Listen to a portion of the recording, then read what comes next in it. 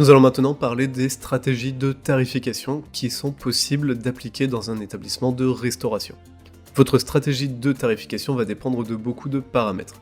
Est-ce qu'il va s'agir de croître, donc d'attirer de plus en plus de clients? Est-ce qu'il va s'agir de faire concurrence à d'autres établissements? Est-ce que vous souhaitez faire des tarifs qui sont différents de votre concurrence ou du marché? Ou est-ce que vous préférez avoir des tarifs qui ne sont indifférenciés, donc qui sont les mêmes, où vous vous alignez sur votre concurrence? C'est ce que nous allons voir maintenant.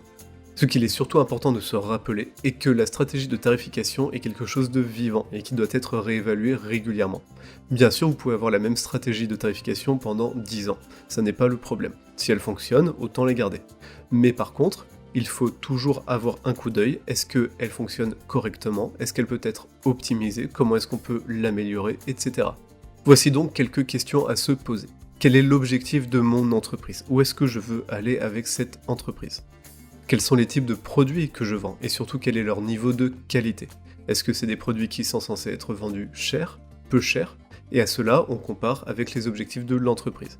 Si vous avez des produits relativement coûteux, mais que vous voulez vous faire plus connaître auprès de la clientèle, peut-être que vous allez les vendre un petit peu moins cher. Peut-être que vous souhaitez les vendre à leur prix classique, ou même les vendre plus cher que le marché, mais à ce moment-là, un autre travail s'ouvre à vous, ce qui va être l'image de marque à développer auprès de la clientèle. Il faudra bien sûr considérer le marché sur lequel vous vous trouvez, donc qui sont vos concurrents, quel est votre environnement, et bien sûr quel est le budget de la clientèle. Est-ce que la clientèle sur votre marché aura les moyens de dépenser dans vos produits? Est-ce qu'elle aura les moyens de consommer chez vous? La première stratégie de tarification, et probablement la plus simple à mettre en place, c'est la stratégie des coûts majorés. La stratégie des coûts majorés est extrêmement importante puisqu'elle implique de calculer ses coûts en premier. Avant de savoir combien est-ce que l'on va vendre un produit, on veut savoir combien est-ce qu'il a coûté. Et c'est pour ça qu'elle est si importante, puisque quoi qu'il en soit, dans toutes les situations possibles, vous devez toujours connaître exactement quels sont vos coûts. Donc on va avoir les coûts matières, que vous pouvez calculer en faisant le rendement de vos ingrédients et en faisant vos fiches techniques, mais vous allez également avoir les coûts d'énergie, les coûts du loyer, les coûts du personnel bien sûr, le remboursement de l'emprunt, etc. Vous devez être sûr que quand vous vendez des produits, vous arrivez à une situation de profit. Donc vos revenus doivent dépasser vos coûts. Donc tous vos revenus doivent vous permettre de payer tous vos coûts, les coûts fixes comme le loyer, comme les assurances, etc. Et aussi les coûts variables comme la matière première. À partir de là, si vous voulez appliquer une stratégie de coûts majorés, il vous suffit d'ajouter soit un multiplicateur, donc on va souvent parler d'un multiplicateur de 3, 3,5 ou 4 dans la restauration.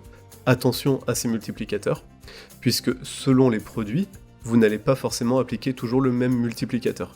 Si vous vendez un café, vous allez avoir un multiplicateur peut-être de 10. Un café coûte très peu cher à produire en coût matière. Donc un café va coûter maximum 16 centimes à produire, et vous allez sûrement le vendre plus autour des 1,80€ hors taxe. Donc vous allez appliquer un coefficient multiplicateur de 9. Par contre, si vous faites, disons, une entrecôte frite, à ce moment-là, vous allez peut-être plutôt appliquer un multiplicateur de 4. Ce que je vous conseille, dans cette situation-là, c'est plutôt d'appliquer une marge en montant. Vous vous dites, dans telle catégorie, je veux faire telle marge sur chacun des produits de cette catégorie-là, et vous aurez déjà un bon départ. Cette stratégie-là demande quand même à être affinée. C'est très basique, c'est très rudimentaire, ça sert pour le début, mais si vous voulez aller plus loin, vous avez d'autres stratégies, comme par exemple la stratégie de la valeur perçue. Ici, il s'agit bien sûr de connaître ses coûts, comme tout le temps, mais de savoir comment la clientèle perçoit le produit que vous vendez. Est-ce que pour elle, il va s'agir d'un produit de grande qualité, donc elle sera prête à débourser beaucoup d'argent pour s'en procurer, ou est-ce qu'elle percevra une qualité plutôt basse? Si on veut un petit peu caricaturer, on dirait que les fast-foods de grande chaîne ont une valeur perçue assez basse. La clientèle considère souvent que ça va être des produits de basse qualité. Par contre, pour un restaurant gastronomique, il va y avoir une grande valeur perçue. Et cela impacte beaucoup le tarif. Si vous voulez appliquer ceci, il faut déjà vous renseigner auprès de vos clients, savoir vraiment ce qu'ils pensent de vos produits. Il faut être sûr de la qualité que vous faites pour ces produits-là. Est-ce que vous achetez des bons produits, Est-ce que vous avez une histoire à raconter sur ces produits-là? Est-ce que votre service est à la hauteur des produits que vous vendez? Et vous pouvez même améliorer la valeur perçue de ces produits en travaillant sur votre image de marque, en travaillant sur la communication et en construisant vraiment euh, l'imaginaire que l'on va avoir autour de votre entreprise. Meilleur sera l'imaginaire autour de votre entreprise, meilleure sera la valeur perçue de la clientèle. Et pour cela, vous n'avez pas besoin de changer ni la qualité des produits, ni la qualité du service. Si l'on prend par exemple les grands restaurants gastronomiques, ceux qui ont 3 macarons au Michelin, on va de suite avoir une très bonne perception de la valeur que produisent ces établissements, même si on n'est pas forcément allé dans tel ou tel établissement. Tout va déjà fonctionner sur l'image, avant même de savoir quelles sont les notes de l'établissement, de savoir quels sont les produits utilisés, quels sont les tarifs, etc. Mon nom est Florian Astier, j'accompagne les restaurateurs dans leur gestion quotidienne et dans le développement de leur entreprise.